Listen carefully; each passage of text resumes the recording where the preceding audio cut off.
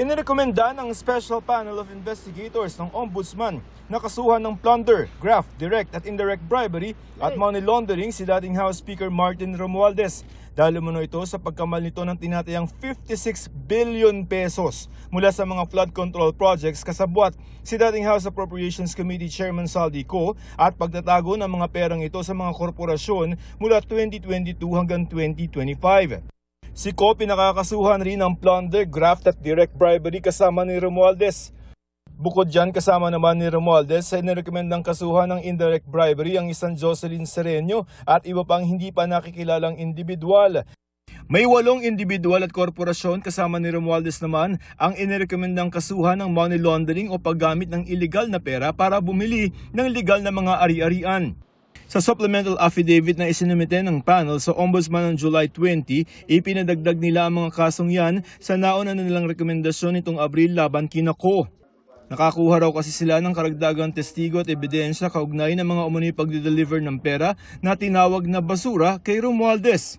Ilan sa mga testimonyang pinagbasehan ng rekomendasyon ay ang kay dating Department of Public Works and Highways o DPWH Undersecretary Roberto Bernardo na nag-deliver daw ng mga commitments o kickback mula sa mga flood control project kay Co at mga testimonya ni dating Marine Orly Gutesa at 8 dating bodyguards si Co na nagsabi na nag-deliver sila ng mali-maletang pera sa iba't ibang mga bahay ni Romualdez mula 2021 hanggang 2025. Ayon sa kanila, basura raw ang nakasanayan na nilang katawagan sa mga perang dinideliver nila na inilalaman sa mga maleta, paper bags, envelopes, malalaking kahong plastic at mga balikbayan boxes. Galing daw ang mga basura na ito sa mga kontraktor at mga individual na may kaugnayan sa DPWH tulad ni dating DPWH District Engineer Henry Alcantara, isang engineer Danny Villa at isang district engineer galing sa Region 5. Ang mga maliliit na maleta daw ay naglalaman ng 15 million pesos hanggang 20 million pesos. Ang medium, 30 million hanggang 40 million pesos. At ang large na maleta pwede maglaman ng 50 million pesos hanggang 70 million pesos. Ang mga paper bags naman daw at envelope ay pwede maglaman ng 2 million pesos hanggang 10 million pesos. Kalakip sa complaint affidavit ang mga umano'y maleta na i-deliver ng mga dating bodyguard kay Romualdez at kay Co.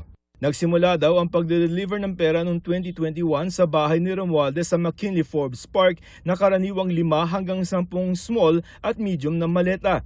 Minsan daw 3 hanggang 4 na beses ginagawa, lalo na pag bare months na. Idinitalya sa supplemental complaint ang deliveries sa iba't ibang lugar at iba't ibang bahay ni Romualdez hanggang taon 2025. Noong September 2022, panahon na naging chairman na si Co ng House Appropriations Committee, nag-deliver daw ng 10 large na maleta sa bahay ni Romualdez. May delivery ulit ng 28 maleta umano sa bahay ni Romualdez noong December 2022. 22 maleta naman ang i-deliver ulit sa McKinley sa Forbes Park noong November 2023. Meron din daw delivery ng mga 50 mga maleta noong December 2023 mula sa unit ni Co sa Horizon Homes papunta sa McKinley. Meron ding mga delivery sa umano'y bahay ni Romualdez sa Aguado Street sa Maynila sa tapat ng Malacanang noong 2023 at 2025. Noong 2024, nagkaroon na rin ng delivery ng pera sa unit ni Romualdez sa Manila Polo Club Townhouse sa Forbes Park sa Makati. Asa isa pang bahay nito sa Nara Avenue sa Forbes at Tamarind Road sa Forbes Park. Kung susumahin ang bilang ng mga maleta sa affidavit na umano'y i-deliver ni Co kay Romualdez ay hindi ito bababa sa 289 na mga maleta. Ang mga perang nakuha ni Romualdez napunta raw sa mga korporasyon na pinakakasuhan ng Ombudsman Panel dahil ginamit ang mga ito para kumuha, maglipat at magtago ng mga ari-arian para sa kapakinabangan ni Romualdez. Sa salin ni Romualdez noong June 2025, inineklara niya na meron siyang 293 million pesos na cash at pera sa bangko mula sa kanyang kabuang asset na 1.185 billion pesos. Pero ayon sa panel, makikita daw sa record na lampas pa dyan ang bilyong-bilyong pisong mayroon si Romualdez na nasa iba't ibang korporasyon na may real estate properties at investments na hawak. Ang rekomendasyong ito ng special panel ng mga investigador ng Ombudsman ay isasalang sa isang preliminary investigation dito sa Ombudsman para suriin kung may sapat na ebidensya para ituloy at ihain ang kaso sa Sandigan Bayan. Hihinga ng kanilang panig sina dating Speaker Romualdez tungkol sa rekomendasyong ito.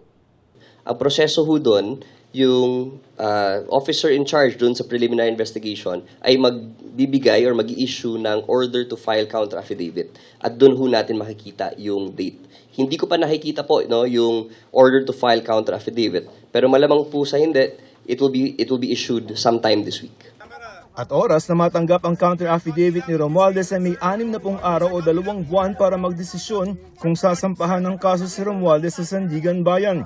Ayon sa abogado ni Romualdez, handa raw ang dating speaker na harapin ang anumang reklamo laban sa kanya. Kung magkakaroon daw ng patas na laban at paghuhusga batay sa ebidensya ay mapapatunayan ni Romualdez ang kanyang panig. Hiniling nila sa publiko na hayaang manaig ang proseso at magpasya ang ebidensya. Sinisikap din namin makuha ang panig ni Ko na sinasabing nagtatago sa Europa at iba pa mga nabanggit sa supplemental complaint. Joseph Morong, Nakatutok 24 Oras.